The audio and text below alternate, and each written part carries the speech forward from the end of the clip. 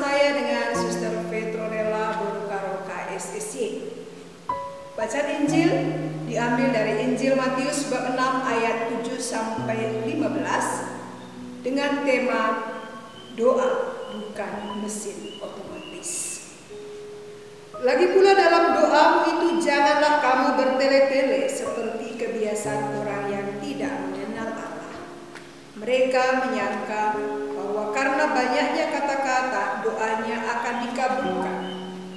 Jadi janganlah kamu seperti mereka, karena Bapamu mengetahui apa yang kamu perlukan sebelum kamu minta kepadanya. Karena itu, berdoalah demikian. Bapa kami yang di surga, dikuduskanlah namamu. Datanglah kerajaanmu, jadilah kehendakmu di bumi seperti di surga. Berikanlah kami pada hari ini makanan kami yang secukupnya, dan ampunilah kami akan kesalahan kami, seperti kami juga mengampuni orang yang bersalah kepada kami.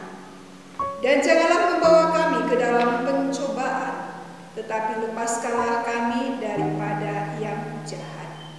Karena jikalau kamu mengampuni kesalahan orang, Bapamu di surga akan mengampuni kamu juga.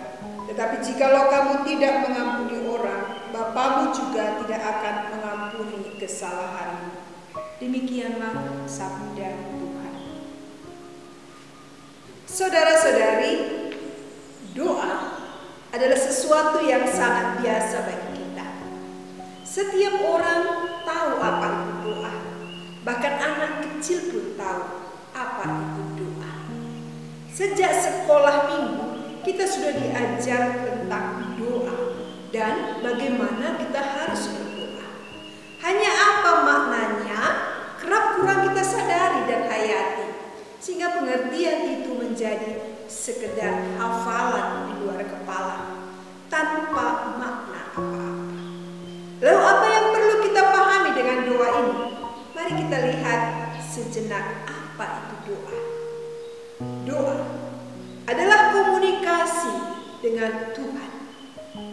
Komunikasi tidak selalu berupa untaian kata-kata panjang yang diucapkan. Doa bukan seumpama mesin otomatis, dimasukkan kata-kata ke dalamnya lalu keluarlah jawabnya. Doa terbit dari hubungan pribadi dengan Bapa. Kerap terjadi karena kita menganggap berdoa berarti berbicara, lalu kita jadi sibuk berbicara dan kita lupa untuk mendengarkan Tuhan. Kita sadari bahwa berkomunikasi adalah kebutuhan kita. Itu berarti doa adalah kebutuhan kita. Seperti kita membutuhkan udara untuk hidup jasmani, begitu juga kita membutuhkan doa untuk hidup rohani. Sering kita dengar dikatakan doa adalah nafas orang Kristiani. Tanpa nafas, tubuh jasmani kita mati. Dan tanpa doa, tubuh rohani kita kering dan mati. Maka kalau kita merasa hidup kita hampa, kosong, jangan-jangan karena kita memang kurang berdoa.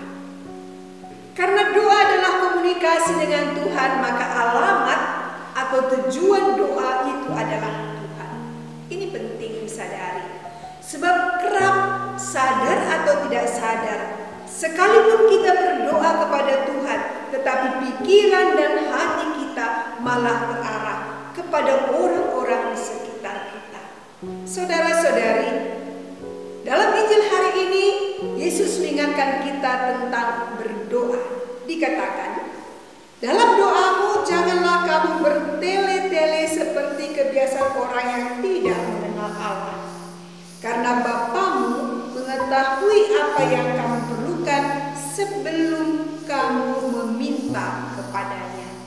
Maka kata Yesus, berdoalah demikian.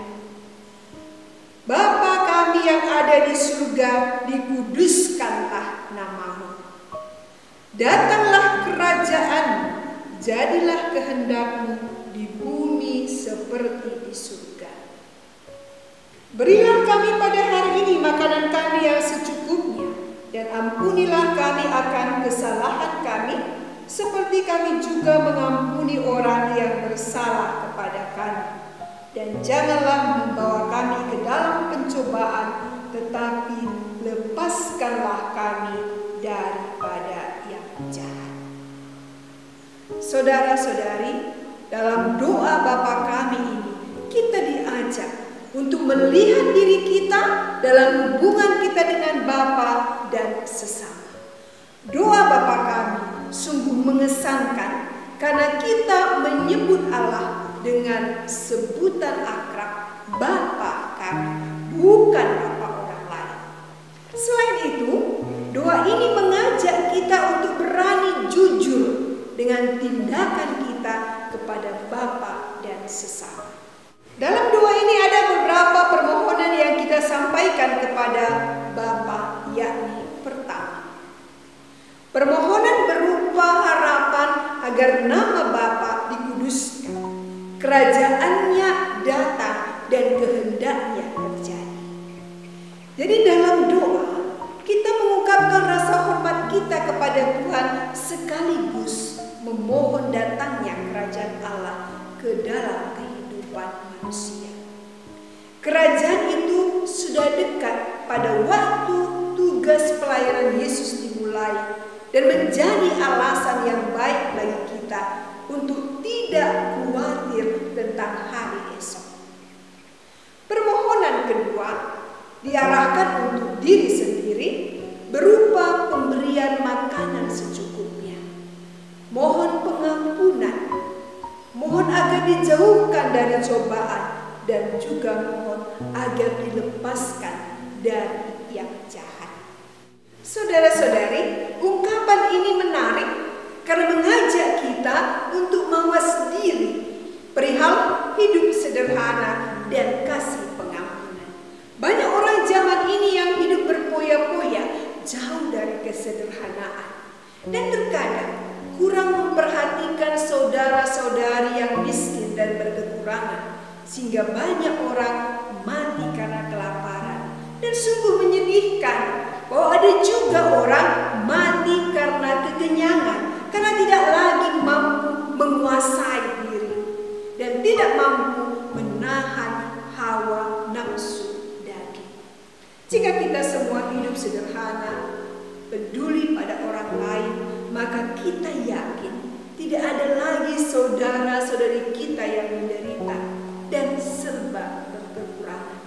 Selain itu juga membutuhkan pengampunan Tuhan. Ketika kita memohon pengampunan Tuhan, kita menegaskan dalam doa bahwa diri kita tidak bisa hidup tanpa kerahimannya. Cukup menarik bahwa permohonan ampun kepada Bapa disertai dengan kesediaan kita juga mengampuni orang yang bersalah kepada kita. Kita bukan hanya meminta, tetapi permintaan kita juga dilandasi oleh iman yang dalam akan kebaikan dan belas kasih Allah sebagai Bapa kita. Perlu disadari bahwa pengampunan manusia terhadap sesamanya bukanlah dasar bagi pengampunan Allah, tapi adalah bukti dari hidup yang dihayati menurut prinsip kasih karunia Allah. Saudara terkasih, sebagai orang beriman kita yakin bahwa Bapa mencintai kita dan senantiasa mendengarkan doa kita. Karena itu yakinlah bahwa dalam doa kita selalu mendapatkan sesuatu. Ketika doa kita dikabulkan, Tuhan menambah iman kita. Ketika Tuhan belum mengabulkan doa kita, Dia menambah kesabaran kita. Ketika Tuhan menjawab, tetapi jawaban itu tidak sesuai dengan harapan kita, karena sesungguhnya Dia telah memilih yang terbaik untuk kita. Maka janganlah jemu-jemu untuk berdoa dengan kerendahan hati dan penyerahan diri. Terkabulnya sebuah doa kerap kali merupakan gabungan antara anugerah Allah dan upaya kita. Maka saudara-saudari, marilah dalam doa kita mempercayakan seluruh pergumulan hidup kita kepada Tuhan dan menyerahkan diri kita kepada kita sadari bahwa tugas kita dalam berdoa adalah meminta, dan pengabulan doa tergantung pada kehendak Tuhan. Jadilah kehendak dalam